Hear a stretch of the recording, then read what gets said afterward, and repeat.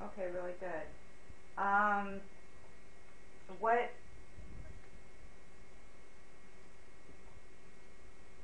what star, movie star, do you feel is the most annoying movie star?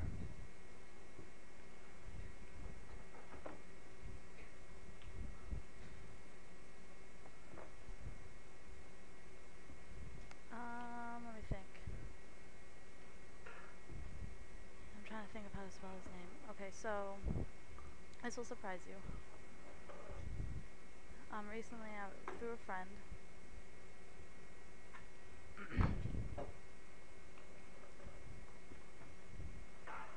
and we were talking about famous movie stars that bother me. Really? It's Bob Hope. Yep, Bob Hope. So there was a party in Hollywood,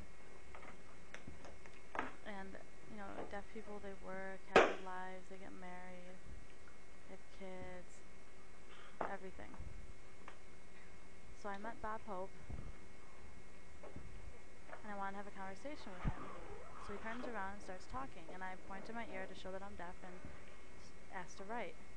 And Bob Hope just kind of has this look on his face, and again I say, write. And he's like, "You're deaf? Go away, go away, go away. You don't work, you don't talk, you get welfare, go away, go find a job, don't be so lazy, deaf people are lazy." And it kind of made me feel like, I work, you don't know me, I have a car and a house, don't judge me. And then he brought all deaf people down, thinking that we're all on the same level, and food stamps and welfare. We have jobs and houses and are married, have kids, we have lives, just like you have a job and have kids and have a wife. But some people bring deaf people down to a lower level. So, Bob Hope, yep. My friend was shocked when I said that, but yeah, he really said that to me.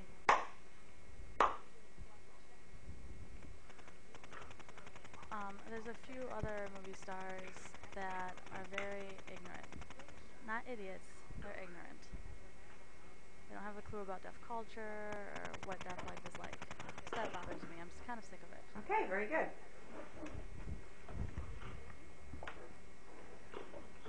Take two. All right. Okay, now we'll talk about children. Okay. How many children did you have in your family? In my family? Okay. Let me be clear. 4. Yep, I had 4. 3 brothers, and I was the last one, the baby of the family. There were no sisters. So my parents had 4 children. The first 3 were all hearing. I was the only deaf. What's the age difference between you and your brothers? Let me think. So,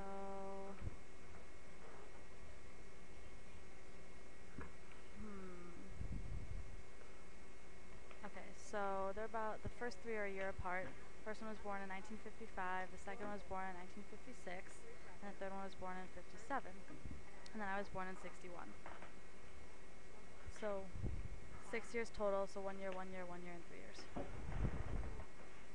How many children do you have? Children do I have? I don't know, I lost count. Let me think. I can't remember. Hold on. How many children do I have? Oh, excuse me one sec. Let me figure this out. I have many children. 100, 200. No, 2. 2. I have 2 children. 2. Not 200. 2. 2 children, yep. I have a son who's 8 and a daughter who's 5.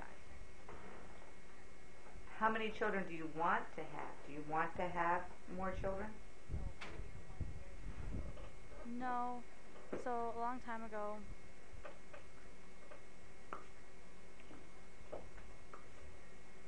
I would think, 2, 3, 4 is nice. But my sweetheart, the person I'm with, she already had 6 kids. So, she has, 2, 3, 4 more, that's 10. That's a lot. Imagine, like, if you meet a woman and she doesn't have any children. And so 4 children would be fine. 1, 2, 3, 4, no big deal. But you meet someone that already has 6, That's a lot of kids. Not 4. 2's good. So we have 2. So you enjoy being around children. Obviously, in your household where there's so many kids, you enjoy that?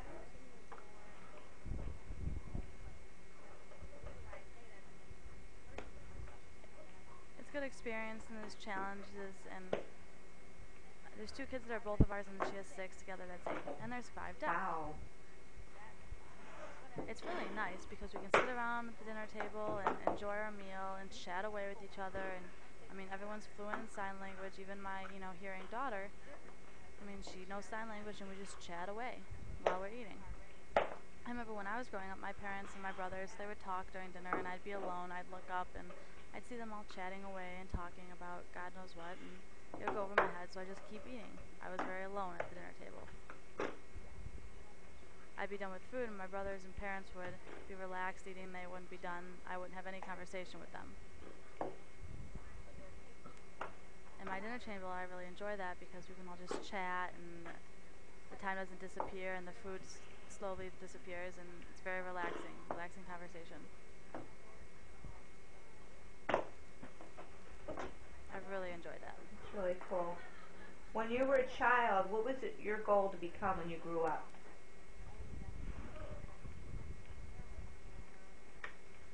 My goal? I didn't have one.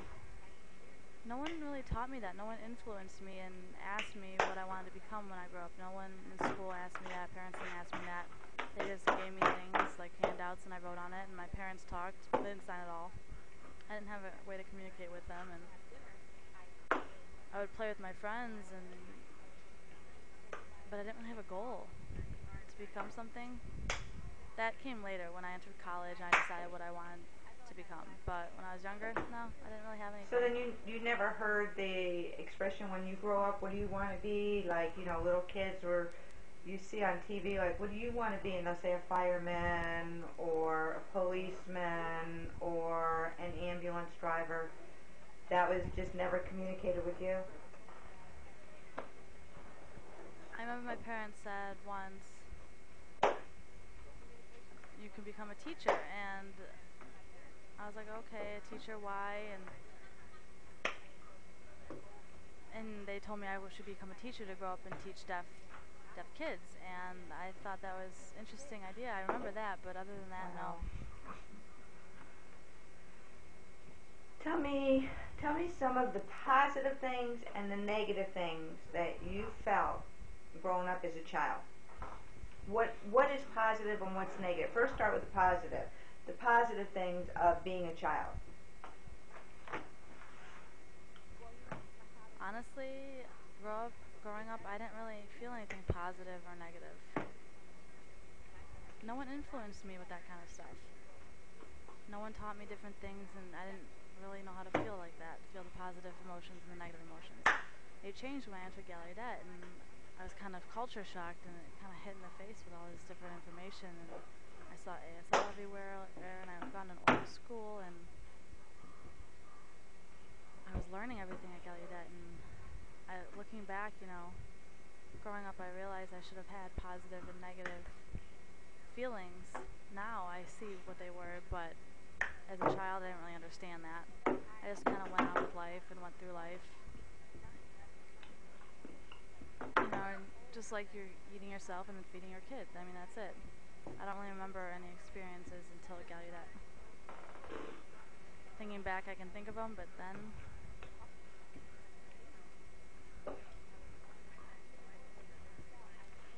my friends and I would play sports like football, basketball, baseball, and we'd learn different things from each other and touch each other's lives, but there wasn't really communication with us.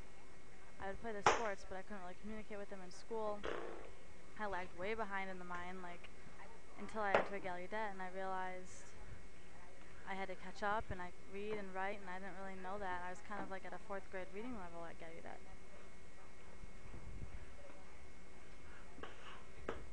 College helped me learn better, and I was very successful once I entered college. As a child, I thought it was no big deal, but now kind of looking back on it, I realize it's kind of important. And with my 2 kids, I I figured I can't do that. I now, have a book with them and teach them about literature and make sure they can read and understand what they're reading. And my son will read and look at me and see what I'm signing to understand it. And my daughter, who's hearing, will do the same thing. And I explain to them, you need to have a good job and make money and save your money. And I teach them that and about positive and negative parts of their lives and which path they want to travel down and cars they want to own and how to grow up and all things like that. I don't want them overlooking that kind of stuff. I teach my children. Okay, now looking at children in general, and we're going to compare different time periods, okay? So we'll look at time, okay, children today compared to children when you were growing up. Do you see a difference? Oh yeah, technology. Technology has taken off, and it's kind of ridiculous. Now they have video games and everything. I remember when I was growing up, we didn't have that.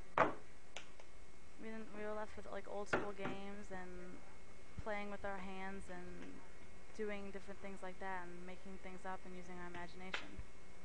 Today, it's all technology. Imagination's gone. There's nothing in the mind. They can see it all in front of them. Okay, do you think that's